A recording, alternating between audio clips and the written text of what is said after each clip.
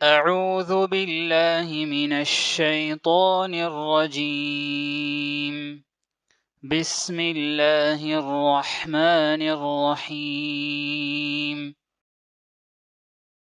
إن يوم الفصل كان ميقاتا يوم ينفخ في الصور فتأتون أفواجا وفتحت السماء فكانت أبوابا وسيرت الجبال فكانت سرابا إن جهنم كانت مرصادا للطاغين مآبا لابثين فيها أحقابا لا يذوقون فيها بردا ولا شرابا إلا حميما وغساقا جزاء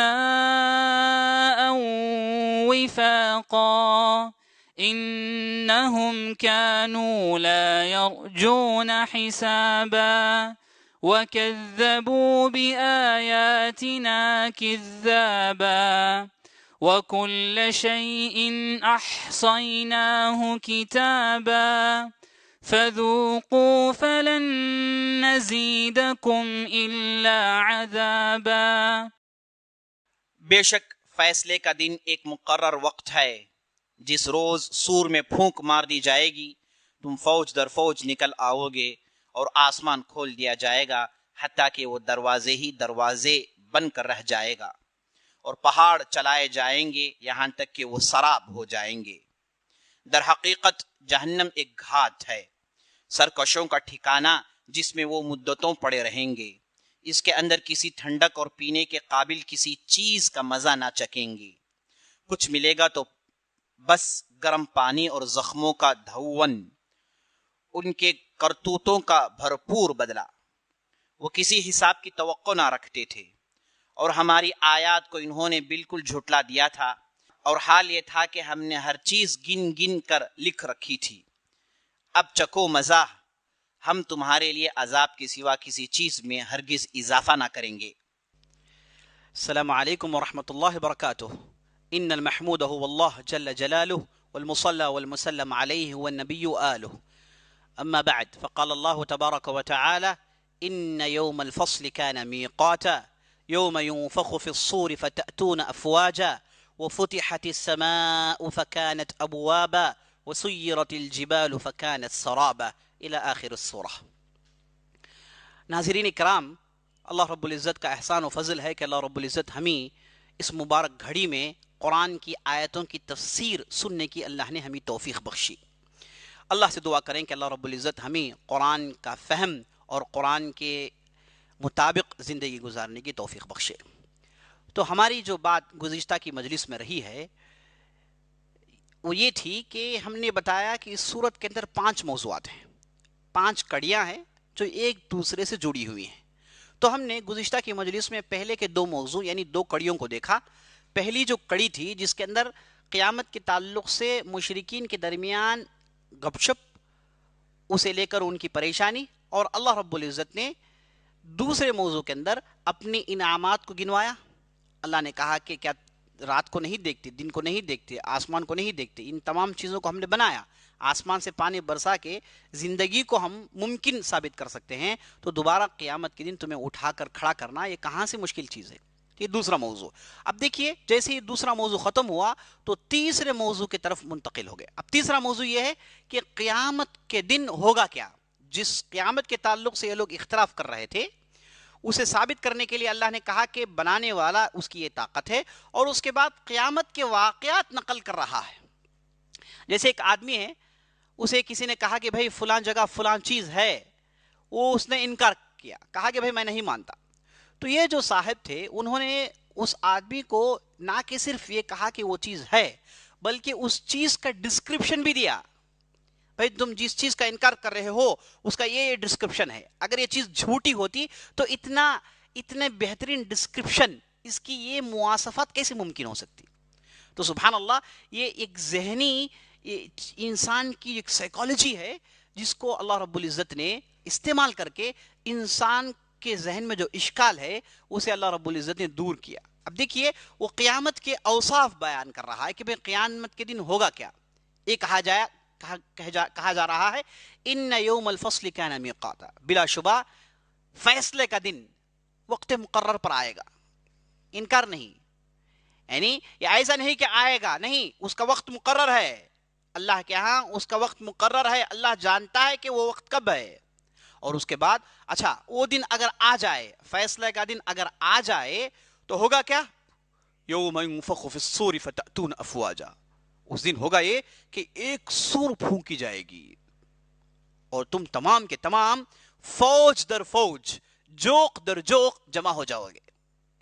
دیکھیں سبحان اللہ، اللہ کہتا ہے فتأتون، تم جو انکار کرنے والے ہو تم بھی شامل ہو اس فوج میں. یہ نہیں کہ تم بچ جاؤ گے، انکار کر رہے ہو نا، اس دن کو تمہیں آنا ہے. وَيَوْمَ يُنفَخُ فِي الصُّورِ، اور جب سور پھونکا جائے گا تو تمہیں جمع ہونا ہے جوق در جوق. تو اہل علم نے کہا کہ سور 3 ہوتے ہیں. پہلا سور پھونکا جائے گا، اسرافیل علیہ السلام پھونکیں گے. جیسے ہی یہ پہلا سور پھونکا جائے گا پورا نظام درہم برہم ہو جائے گا. پورا نظام درہم برہم ہو جائے گا. اس کے بعد بعض روایتوں کے مطابق 40 سال کے بعد پھر سور پھونکی جائے گی. یہ سور کو پھونکا جائے گا تو پورے کے پورے موت کے گھاٹ اتار دیے جائیں گے، سب مر جائیں گے. اور جب تیسرا سور پھونکا جائے گا سب زندے ہو جائیں گے. اور بعض اہل علم کہتے ہیں کہ 4 سور ہیں، اور 4واں سور جب پھونکا جائے گا تو حشر کے میدان میں لوگ دوڑ کر جمع ہوں گے. بعضوں نے کہا کہ تیسرا اور چوتھا سور ایک ہی ہے، بعض لوگوں نے اس کے اندر فرق کیا ہے. بہرحال اس کے اندر جو سور کا ذکر ہے وہ مرنے کے بعد جب سور پھونکا جائے گا تو لوگ جمع ہوں گے، وہ سور کی طرف اشارہ ہے. یوم ينفخ فی الصور فتأتون افواجا. مر جاؤ گے، زمین میں رہو گے، تمہاری بوسیدہ ہڈیاں ہوں گی، تم مٹی میں مٹی بن کر رہو گے، کچھ بھی تمہارے جسم میں کچھ بھی باقی نہیں رہے گا. اللہ تمہیں دوبارہ زندہ کرے گا اور تم جوق در جوق جمع ہوں گے. اور یہ جو موضوع ہے یہ ہم دیکھتے ہیں کہ قرآن کے آخری صورتوں میں اس تعلق سے بڑی سیریاب بحث ہے. یہ جو قصار المفصل کہتے ہیں قرآن کے اندر، سورہ قاف کے بعد سے لے کر سورہ ناس تک، جو اکثر و بیشتر مکی صورتیں ہیں جن میں ایک ہی موضوع کو، قیامت کے انکار کرنے والوں کو قیامت ثابت کرنے کے لیے الفاظ کا مختلف استعمال. دیکھیے سبحان اللہ، ایک ہی موضوع کے لیے الفاظ کیسے استعمال کیے جا رہے ہیں. ایسے الفاظ اگر عربی زبان جانے تو آدمی اچھل پڑے، اس کا کلیجہ منہ کو آ جائے، حیران پریشان ہو جائے. اگر انکار کرنے والا ہو تو مومن ہو تو اسے خوشی ہوتی ہے کہ میں ایسے عظیم رب پر ایمان لا چکا ہوں. تو عزیز دوستو، تو اس کے اندر جو ہے دوسرے سور کا ذکر ہے جس میں مردوں کو زندہ کیا جائے گا. اور اس کے بعد کہا گیا قیامت کے ایونٹس میں سے، قیامت کے ڈسکرپشنز میں سے، اس قیامت کے اوصاف میں سے اوصاف یہ ہے وَفُتِحَتِ السَّمَاءُ فَكَانَتْ أَبْوَابًا. آسمان کو کھول دیا جائے گا جہاں جا بجا دروازے ہوں گے. آسمان کو کھول دیا جائے گا دروازوں کے اعتبار سے. ابواباً منصوب تمیز کی وجہ سے آسمان کو کھول دیا جائے گا، دروازے ہوں گے. دروازے، یہ جو آسمان ہم دیکھ رہے ہیں جنہیں ہم سمجھتے ہیں کہ یہ بالکل ایک چیز ہے، نہیں، اس کے اندر دروازے ہیں، دروازے. اور یہ بھی جان لیجئے صحیح روایتوں کے مطابق کہ ایک آسمان سے لے کے دوسرے آسمان کے درمیان 500 سال کا فاصلہ ہے. ایسے ہر آسمان کے درمیان، ہر 2 آسمان کے درمیان 500 سال کا فاصلہ ہے. اس کے اوپر اللہ رب العزت کی کرسی ہے جہاں اللہ رب العزت اپنا قدم رکھتے ہیں.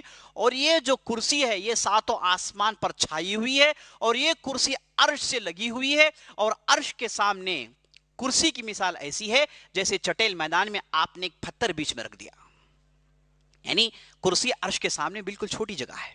سبحان اللہ. اب یہ جو چھوٹی جو کرسی ہے یہ 7 آسمان پر حاوی ہے، چھائی ہوئی ہے.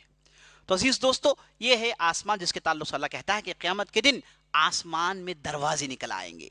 دروازے، یہ دروازے کیوں؟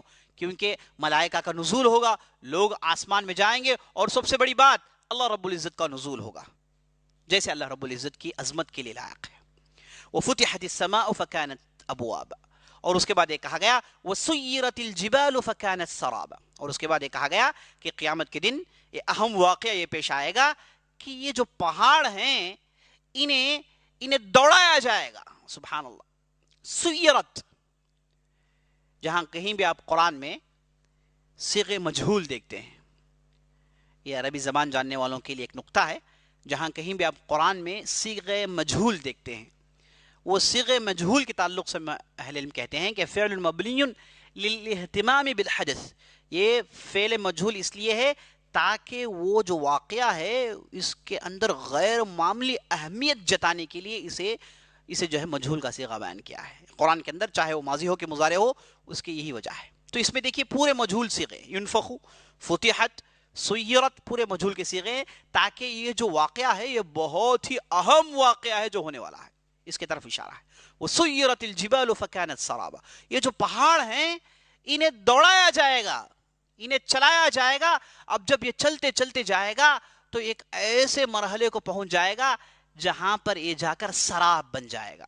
سراب کہتے ہیں، جیسے ہم انگلش میں اسے میریج کہتے ہیں، یعنی ایسی مٹی جو دور سے پانی جیسے نظر آتی ہے، حالانکہ مٹی ہے، دور سے جب آدمی دیکھتا ہے، خاص طور پر تپتی ہوئی دھوپ ہو، صحرا کا ماحول ہو، تو دور سے وہ مٹی پانی جیسے نظر آتی ہے، اسے سیراب کہتے ہیں۔ یعنی یہ عظیم پہاڑ، آپ چاہے وہ جو ہے ایلپس ماؤنٹین ہو، اینڈیز ماؤنٹین ہو، ہمالیہ ماؤنٹین ہو، جتنی بھی آپ ماؤنٹینز، جتنے پہاڑ کے آپ نام جانتے ہیں، ان پہاڑوں کا یہی حشر ہونے والا ہے۔ جب ہم قرآن کا مطالعہ کرتے ہیں، پہاڑ کے ساتھ 5 قسم کی چیزیں ہونے والی ہے، ان کا حشر ان کے ساتھ جو ہے 5 قسم کی چیزیں ہونے والی ہے۔ پہلی چیز، ان پہاڑوں کو دوڑایا جائے گا، جس کا آپ ذکر، یعنی 5 مرحلے ہیں۔ پہلا مرحلہ انہیں دوڑایا جائے گا، جیسے قرآن میں ایک دوسری جگہ اللہ نے کہا وَتَرَى الْجِبَالَ جَامِدَةً فَهِيَ تَمُرُّ مَرَّ السَّحَابِ، اے لوگو تم پہاڑ کو ایک جامد چیز سمجھ رہے ہو، ایک ایسی چیز جو ہمیشہ کی ایک جگہ رکی ہوئی ہے، اسے اسٹیشنری میں آپ دیکھ رہے ہو، جبکہ قیامت کے دن یہ ایسے دوڑے گی، ایسے دوڑیں گے پہاڑ گویا کہ یہ ابر ہیں، ابر، جیسے ابر بڑی تیزی سے گزرتے ہیں ویسے پہاڑ گزریں گے، سبحان اللہ۔ تو یہ پہاڑوں کو پہلے گزرایا جائے گا، اس کے بعد دوسرا مرحلہ پہاڑ کا یہ آئے گا کہ انہیں پھوڑا جائے گا۔ اذا بست الجبال بسا فكانت هباء منبثا، ایک دوسری جگہ اللہ نے کہا ان پہاڑوں کو پھوڑا جائے گا، چکنا چور کیا جائے گا۔ اب اس کے بعد چکنا چور کے بعد ہوگا کیا؟ ایک دوسری جگہ اللہ نے کہا فَيَنْسِفُهَا رَبِّي نَسْفًا، انہیں چکنا چور کرنے کے بعد انہیں پاؤڈر کر دیا جائے گا۔ چکنا چور کرنے کے بعد انہیں بالکل پاؤڈر کے مانند انہیں اڑا دیا جائے گا، ریزہ بنا کے اللہ رب العزت انہیں اڑا دے گا، دھول بنا کے اللہ رب العزت انہیں اڑا دے گا۔ اور اس کے بعد آخری مرحلہ آتا ہے، یہ دھول بننے کے بعد جبکہ مٹی ہو جائیں گے تو دور سے دیکھنے والوں کو سراب جیسے نظر آئیں گے۔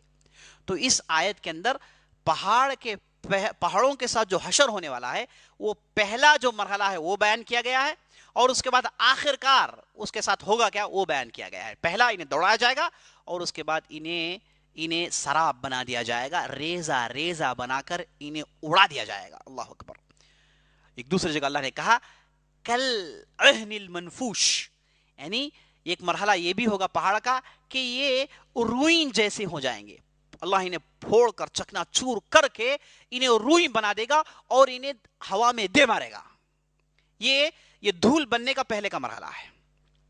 تو عزیز دوستو، یہ 5 مرحلے ہیں، یہ 5 قسم کے حشر ہیں پہاڑ کے ساتھ ہونے والے ہیں قیامت کے دن۔ اس آیت کے اندر اللہ رب العزت نے پہلے اور آخری مرحلے کو جوڑ کر بیان کیا تاکہ بیچ کے مرحلے آپ دوسرے آیتوں کے ذریعے سے سمجھ لیں جنہیں ہم نے سمجھا ہے۔ تو عزیز دوستو، یہ جو تیسرا موضوع ہے، پہلا موضوع قیامت کے تعلق سے شک، دوسرا موضوع اللہ کی عظمت کا بیان، تیسرا موضوع قیامت کے اوصاف، قیامت کے دن کے احداث، قیامت کے دن کے ایونٹس کی طرف اشارہ۔ اب چلیے چوتھے موضوع کی طرف۔ جب اللہ رب العزت نے انکار کرنے والوں کو بتا دیا کہ دیکھو اللہ رب العزت کی عظمت ہے، اور اس کے بعد قیامت کے دن آئے گا قیامت کا دن، اور وہ دن یہ اس کے ڈسکرپشنز ہیں، یہ اس کے احداث ہیں۔ اب اس کے بعد اللہ رب العزت ان لوگوں کی طرف آگے بڑھتا ہے جو اس کا انکار کرتے ہیں۔ انہیں سمجھا دیا گیا، دلائل دے دیے گئے، مضبوط دلائل دے دیے گئے، اب اس کے باوجود انکار کرے تو ہوگا کیا؟ اللہ نے کہا ان جہنم کانت مرصادا، اے انکار کرنے والو جان رکھو جہنم گھات لگائے بیٹھے ہوئے ہے، تمہارے انتظار میں ہے۔ مرصاد کہتے ہیں، رصد یرصد رصدن کہتے ہیں ایمبیوش کو، کہتے ہیں یرصد الاسد، یہ جو شیر ہوتا ہے یہ ایمبیوش کرتا ہے، یہ گھاسوں میں چھپ کر शिकार का इंतजार करता है, जैसे ही मौका मिल जाए तो उस पर छलांग लगाता है और शिकार पर हमला करता है। तो मौके के ताक में बैठना, मौके के इंतजार में रहना, ये माना है अजीज दोस्तों मिरसाद का। तो इसी को घात कहते हैं उर्दू में। तो ये जो जहन्नम है ये घात लगाकर बैठी हुई है। क्या माना ये कि ये जो जहन्नमी आएंगे उन्हें पकड़ने के लिए जहन्नम मुंतजिर है। अच्छा, ये घात लगाकर बैठने के ताल्लुक से मुफस्सिरीन ने, जैसे आपने सुना, ये मुफस्सिरीन की बातें हैं और सलफ़ुस सालिहीन से तफसीर मरवी है और बहुत उम्दा तरीके से मरवी है कि यहाँ पर असल में इशारा पुल सिरात की तरफ से है, पुल सिरात की तरफ इशारा है। यानी जहन्नम इंतजार में है तो माना ये कि इसके इंतजार को पूरा होना है और यहाँ पर हर आदमी को जाना है। तो जब लोग क़यामत के मराहल ख़त्म करने के बाद लोग जन्नत में जाने वाले जन्नत की तरफ आगे बढ़ेंगे, जहन्नमियों को खींच कर लाया जाएगा, तो चाहे वो जन्नती हो कि जहन्नमी हो, उन्हें ये पुल सिरात को पार करना है, ये पुल सिरात को पार करना है। इन मिन शैइन इल्ला वारिदुहा, अल्लाह रब्बुल इज़्ज़त ने कुरान में कहा कि कौन सी ऐसी चीज़ है जो यहाँ पर आएगी नहीं। हर चीज़ को यहाँ पर आना है, हर चीज़ को यहाँ पर आना है, चाहे वो मोमिन हो, चाहे वो मुत्तकी हो, परहेजगार हो या फिर जहन्नमी हो, सबको यहाँ पर आना है। लेकिन जो मुत्तकी हैं उनके ईमान के एतबार से उनकी रोशनियाँ होंगी और उन रोशनियों में बड़ी आसानी से इस रास्ते को पार करेंगे। कोई बिजली की तरह पार करेगा, कोई हवा की आंधी की तरह पार करेगा, कोई बर्फ की रफ्तार होगी किसी की, और कोई दौड़ता हुआ जाएगा, कोई रेंगता हुआ जाएगा। बहरहाल जितना ईमान है उतनी रोशनी पैदा होगी और उस रोशनी के एतबार से उसकी तेजी होगी। जिसके दिल में जरा बराबर भी ईमान नहीं, उसके लिए कोई रोशनी नहीं होगी, आगे चलेगा, फिसलेगा, टक्कर खाएगा और उसके बाद सीधे जहन्नम के पेट में गिरेगा। अल्लाह हिफाजत करे। और ये जहन्नम के ये रास्ते में जहाँ मोमिनीन भी चलेंगे, यहाँ पर मुख्तलिफ लोग अनबिया अलैहिमुस्सलाम चल कर जाएंगे, मुत्तकीन परहेजगार चल कर जाएंगे, और इसके बिल्कुल किनारों में कमजोर लोग चलेंगे, फासिकीन, फाजिरीन, मुनाफिकीन चलेंगे। और वहां पर अल्लाह रब्बुल इज़्ज़त जहन्नम से बड़े बड़े कांटों को चलाएगा, ये कांटे लोगों को उचक ले जाएंगे। तो यहाँ पर इन्न जहन्नम कानत मिरसादा से मुराद ये जो मतन है, मतन जहन्नम, जहन्नम की पीठ है, ये जो रास्ता है, इसे पार करना मुराद है। तो यहाँ पर हर आदमी को आना है और ये जो काफिरीन है उन्हें ये कह के डराया जा रहा है, देखो घात में है, इसमें कांटे हैं जो तुम्हारे इंतजार में, तुम्हें समझोगे कि बच जाओगे, लेकिन कोई कांटा आएगा, तुम्हें उचक ले जाएगा और सीधे तुम्हें जहन्नम के पेट में फेंकेगा, जहां पर तुम्हें अजाब होने वाला है। अब देखिए जहन्नम के अजाब का जिक्र सुनिए, जहन्नम के में होगा क्या। इन जहन्नम कानत मिरसादा लित्तागीन मआबा, सरकश लोगों के लिए यह ठिकाना है। हक जानने के बाद इनकार करना, इसे सरकशी कहते हैं। तो सरकश लोगों के लिए जहन्नम उनका ठिकाना है, यही उन्हें रहना है। मआबा से मुराद लौट कर यहीं आना है। आबा यऊबु से मुराद रजा यरजिउ, लौट कर आना है। ये जो तागीन, तगा यतगू कहते हैं सरकश, तकब्बुरी करने वाला, इतराने वाला, अकड़ने वाले को कहते हैं ताग। ये जो कुफर में अकड़ रहे हैं, उनके अंदर इतराहट पैदा हुई है कुफर की वजह से, इनका ठिकाना जहन्नम है। लाबिसीन फीहा अहकाबा, अब यहां पर एक लाबिसीन, लबीसा यल्बसु का माना टिकना, रुकना, फीहा जहन्नम में, अहकाबन, अहकाबन का मुराद अज़मानन, हिक़ब इसकी जमा है अहकाब, कई जमानों तक इसमें टिके हुए होंगे। इस आयत को गौर कीजिए, कई जमानों तक, कई अदवार, कई मुद्दतों तक ये यहां पर रुके हुए होंगे। तो जब हम कई मुद्दतें कहते हैं तो फौरन जहन में बात आती है, क्या ये लोग यहां हमेशा नहीं रहेंगे? क्या ये लोग यहां हमेशा नहीं रहेंगे? कई जमाने हैं तो जमानों को खत्म होना है, तो एक दिन ऐसा आएगा कि इनके पूरा अजाब खत्म हो जाएगा और ये निकल जाएंगे। नहीं दोस्तों, ये मुराद नहीं। इससे मुराद ये है कि अहले इल्म ने कहा कि इससे मुराद ये है कि यहाँ पर अल्लाह ने कहा कि ये कई ज़माने यहाँ पर रहेंगे, तो मुराद ये कि हर ज़माने के बाद अजाब का एक दूसरा ज़माना आएगा। अजाब के मुख्तलिफ अशकाल देखेंगे, अजाब के मुख्तलिफ अदवार देखेंगे, मुख्तलिफ ज़माने देखेंगे। एक ज़माने में एक किस्म का अजाब, एक ज़माने में दूसरे किस्म का अजाब। तो एक ज़मानों के बाद ज़माने, ज़मानों के बाद ज़माने, ये सिलसिला हमेशा जारी रहेगा। एक माना। दूसरा माना अहले इल्म ने कहा लाबिसीन फीहा अहकाबा, یہاں پر ہمیشہ رہنا ہے کافرین کو، اس سے نکلنے کی کوئی بات نہیں، یہاں پر نکلنے کا تصور ہی نہیں ہے۔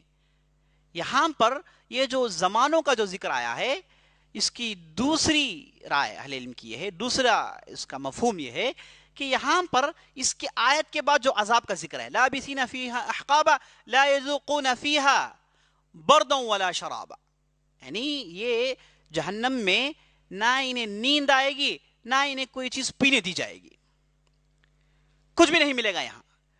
یہاں پر یہ پیاسے ہوں گے، حلق میں کانٹے گویا کہ چھپ رہے ہیں، پیاس کی انتہا ہوگی۔ تو یہ قسم کے عذاب کے لیے یہ رکنے کی بات آئی ہے، یعنی رکیں گے، کئی زمانے رکیں گے، اور یہ جو زمانے ہیں ان زمانوں میں یہ خاص قسم کا عذاب ہوگا۔ ایک دوسرا مفہوم ہے، دونوں اعتبار سے آپ لے لیجئے، انہیں ہمیشہ رہنا ہے، باہر جانے کی بات نہیں۔ جیسا کہ آیت کے ظاہر سے بات سمجھ میں آ رہی ہے، لابثین فی احقابا، کہ یہاں پر کئی زمانے یہ لوگ رہیں گے، تو ظاہر سے معلوم ہو رہا ہے کہ زمانوں کو ختم ہونا ہے اور اس کے بعد یہ عذاب سے باہر آئیں گے، ایسا معنی نہیں۔ پہلا معنی یہ کہ عذاب کے بعد عذاب، ہر زمانے میں نیا عذاب۔ دوسرا معنی یہ قسم کا عذاب، یہ عذاب میں کئی زمانے رہیں گے، یہ اس کا مراد، یہ اس کا معنی ہے۔ ولا لا يذوقون فيها بردا ولا شرابا، یہاں پر ایک بات، لا يذوقون فيها بردن، یہاں پر بردن سے مراد برد یبرد بردن، وہ برودتن عربی زبان میں کہتے ہیں ٹھنڈے کو، ٹھنڈا ہونا، برد کہتے ہیں ٹھنڈی کو۔ یہاں پر ایک کسی بھی قسم کی ٹھنڈی کو نہیں چکیں گے اور نہ ہی انہیں کوئی بھی چیز پینے دی جائے گی۔ تو یہ معنی ہے اس آیت کا۔ لیکن سلف و صالحین کی تفسیر یہ ہے، دیکھیے سبحان اللہ کتنی گہرائی ہے، انہوں نے کہا کہ برد سے مراد یہاں پر ٹھنڈک نہیں ہے، برد سے مراد یہاں پر نیند ہے۔ برد اگر آپ ڈکشنری میں جا کر دیکھیں گے تو ڈکشنری متفق علیہ آپ کو یہ بتائیں گے کہ برد سے مراد ٹھنڈک ہے۔ قرآن کے کئی ڈکشنریز لکھے گئے ہیں، یہ قدیم زمانے میں لکھے گئے ہیں۔ سب سے پہلے ڈکشنری لکھنے والے خلیل بن احمد الفراہیدی ہیں، جو 175 ہجری کے ہیں، بہت قدیم زمانے میں قرآن کے الفاظ، یا آپ قدیم تفسیر آپ اٹھا کر دیکھیں گے، سعید بن جبیر کی تفسیر ہو گئی، اس کے بعد ادوار کی تفسیریں آپ دیکھیں گے، ان میں صرف جو ہے نا الفاظ کے معنی ہوں گے، چونکہ عرب ہیں جانتے ہیں صرف مشکل الفاظ کے معنی بیان کیے جاتے ہیں، بس مفہوم ہوگا۔ تو یہ جو الفاظ ہیں، یہ عربی زبان کے الفاظ، یہ بہت بڑا ذخیرہ تھا ہمارے پاس، بعد میں یہ ذخیرہ گم ہوتا گیا، اہل علم مفاد پائے، یہ ذخیرہ گم ہوتا گیا۔ تو ہمارے پاس جو ذخیرہ آج موجود ہے، جو ڈکشنریز کی شکل میں، چاہے وہ صحاح ہو گیا، چاہے وہ تہذیب اللغہ للازہری ہے، چاہے وہ مقیاس اللغہ ہے، چاہے وہ لسان العرب ہے، چاہے وہ القاموس المحیط ہے، جتنے بھی جو ہے تاج العروض ہے، جتنے بھی جو عربی زبان کی ڈکشنریز ہیں، ان میں جو الفاظ ہیں یہ بہت کم ہیں۔ اس سے بڑا ذخیرہ ہمارے پاس تھا جو گم ہو گیا۔ ہمارے پاس جو ذخیرہ، جو ابھی یہ ڈکشنریز جو میں آپ کو بتا رہا ہوں، یہ کئی والیومز میں ہیں، تہذیب اللغہ ازہری کی لگ بھگ 25 والیوم میں ہے، اتنی بڑی ڈکشنری۔ اس کے باوجود اہل علم کہتے ہیں کہ بہت سارے الفاظ ہمارے یہاں سے کھو گئے ہیں، کیونکہ اہل علم کی وفات ہو گئی اور اس زمانے میں تفسیر کی تدوین نہیں ہوئی تھی۔ تو اس مجموعے میں سے ایک لفظ ہے عزیز دوستو، برد۔ سلف الصالحین کی تفسیر یہ ہے کہ نیند سے مراد۔ اگر آپ آج کی ڈکشنری دیکھیں گے تو وہاں پر آپ کو لکھی ہوئی ہوگی بات کہ یہ ٹھنڈی سے مراد ہے، یہ ڈکشنری میں یہ علم موجود ہے، لیکن سلف الصالحین کی جو تفسیر ہے اس میں انہیں نیند کہا گیا ہے۔